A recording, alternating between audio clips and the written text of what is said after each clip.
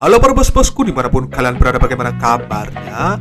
Kembali lagi bersama gua Felis. Kali ini kita akan lagi-lagi membahas film Warkop DKI. Dan kali ini cerita masih akan berfokus pada 4 orang pria kocak yang bekerja di sebuah hotel, di mana keempat orang ini memiliki masalah dalam dirinya yang mengakibatkan munculnya kekacauan saat melakukan tugas dalam melayani berbagai macam tamu.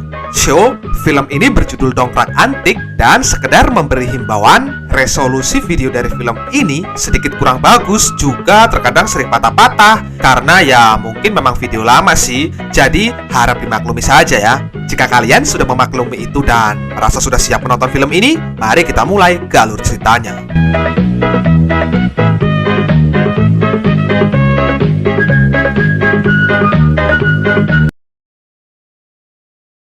Dono, seorang petugas hotel pertama yang memiliki kecenderungan penyakit lupa, di mana penyakitnya ini sudah cukup parah. Saking parahnya, ia terkadang lupa dengan perkataannya sendiri, padahal baru saja mengucapkannya. Kasino, seorang petugas hotel yang kedua, dia cenderung sering berkata kasar jika menemukan kesulitan dalam bekerja. Indro, seorang petugas hotel yang ketiga, dia memiliki keunikan pada saat berada dalam situasi panik, di mana Indro kerap tiba-tiba mengalami gagap. Dan uniknya, jika pantatnya dipukul, gagapnya otomatis akan sembuh. Yang terakhir, atau petugas yang keempat, dia bernama Mat Solar. Dan untuk problem doi sendiri adalah gangguan pendengaran atau bahasa kasarnya budek, di mana rekan-rekannya jika berbicara kepada Mat ini harus dengan jarak yang dekat baru dia bisa mendengar. Suatu ketika, diadakanlah sebuah rapat oleh bos mereka yang bernama Paulus, di mana kelainan mereka tersebut membuat rapat seketika menjadi kacau. Dan meski begitu, Paulus masih bisa bersabar karena tenaga mereka masih sangat dibutuhkan di hotel ini. Itu dia. Saudara Mas Solar, apa saudara sudah mengerti? Oh, soal peti. Sudah. Lain kali dengarkan baik-baik. Saudara Indro. Coba saudara Dono. Persoalan apa, Pak? Dasar monyet bau, kadal bintit, muka gepeng, kecoa bunting, babi. Cukup. Malam hari di restoran, Dono mendapat pesanan unik dari seorang pria yang meminta untuk memasukkan obat perangsang yang hendak diberikan kepada pasangannya, di mana baru saja menaburkan dan hendak mengantarkannya, penyakit lupanya tiba-tiba kambuh lagi, sehingga Dono memutuskan untuk berteriak agar orangnya mau mengaku. Tapi itu tidaklah terjadi karena orangnya jelas malu, dan bukannya membuang air tersebut, Dono justru meminumnya, yang alhasil membuatnya mengalami fantasi tidak karu-karuan.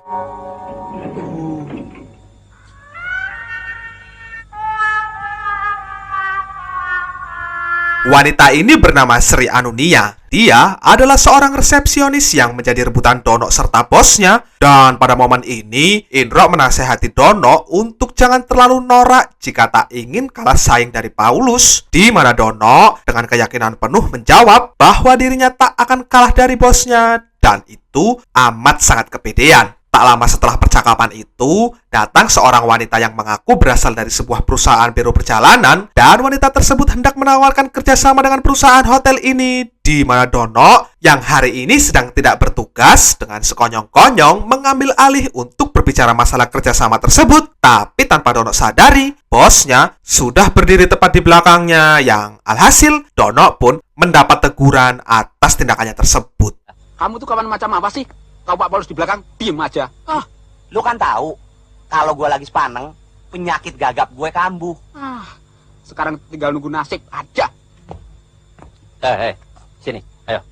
Di luar dugaan, Pak Paulus tidak memberinya SP, dan justru yang ada, ia malah menyerahkan tugas ini kepada Dono, di mana tugas yang harus Dono jalankan adalah memandu wisata para turis. Dan di sini semua prosedur dijelaskan oleh Pak Paulus serta keberangkatannya esok, dan dirasa sudah mengerti, Dono pun langsung melakukan tugasnya. Please. Ayo anak-anak, kita sudah terlambat. Ayo, hap. This is Masjid Istiqlal, very big. Ini monumen nasional. Oh, di Indonesia juga ada semacam highway. Monumen, Pak. Tibanya di sebuah pasar, para turis diberi waktu untuk berbelanja oleh-oleh dan sembari menunggu itu, Dono menyempatkan waktunya untuk tidur sejenak. Tapi ketika bangun, penyakit Dono lagi-lagi kambuh dan dengan seenak jidat, ia langsung pergi meninggalkan para turis saat itu juga.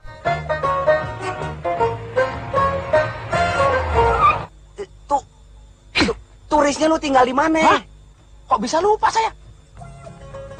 Saat kembali, dengan cepat Dono menjemput para turis itu, tapi konyolnya ia malah mengantar para turis dengan menggunakan taksi. Dan tibanya kembali diingatkan oleh Indro, Dono bergegas menuju ke pasar, tapi turisnya juga ikut-ikutan dibawa.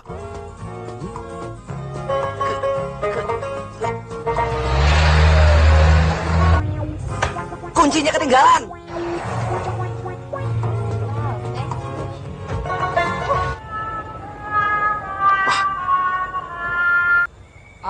Diamput. Diampun? Yes. Keesokan harinya, Dono Kasino Indro secara kompak telat masuk jam kerja dan hal itu membuat Pak Paulus kesal. Namun ada yang berbeda dengan yang didapat Dono karena anehnya hanya Dono yang nyaris terkena gamparan di mana Pak Paulus melakukan itu karena ya tidak lain dan tidak bukan adalah cemburu melihat Dono yang berusaha mendekati resepsionis hotel dan entah karena kesal atau bagaimana mereka justru memanfaatkan situasi ini untuk balas dendam dengan cara mengerjai Pak Paulus agar datang ke sebuah makam keramat dengan mengiming-imingkan bosnya akan mendapatkan jodoh jika berdoa di sana.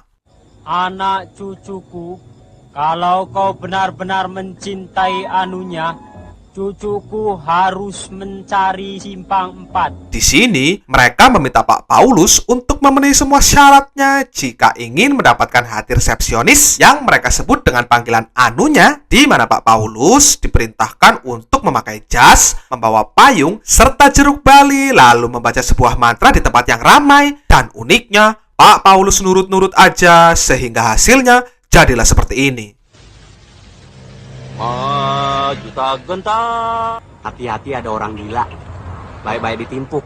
Iya. Oh, aduh.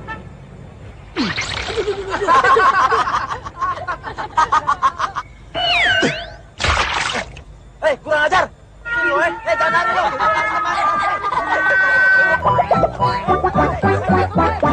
Kamu tawan.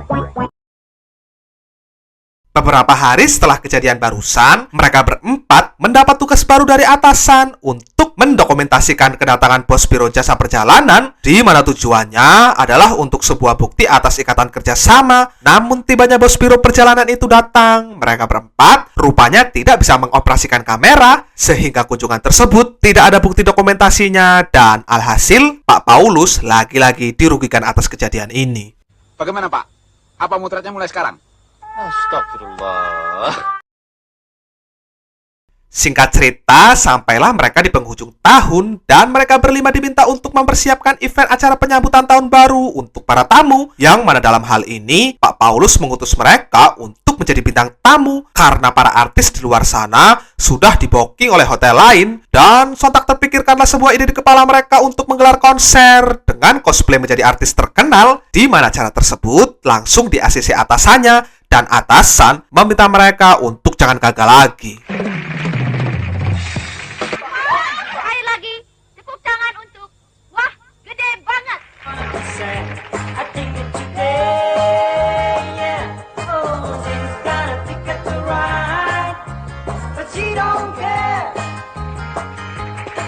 Paling enak si mangga udang.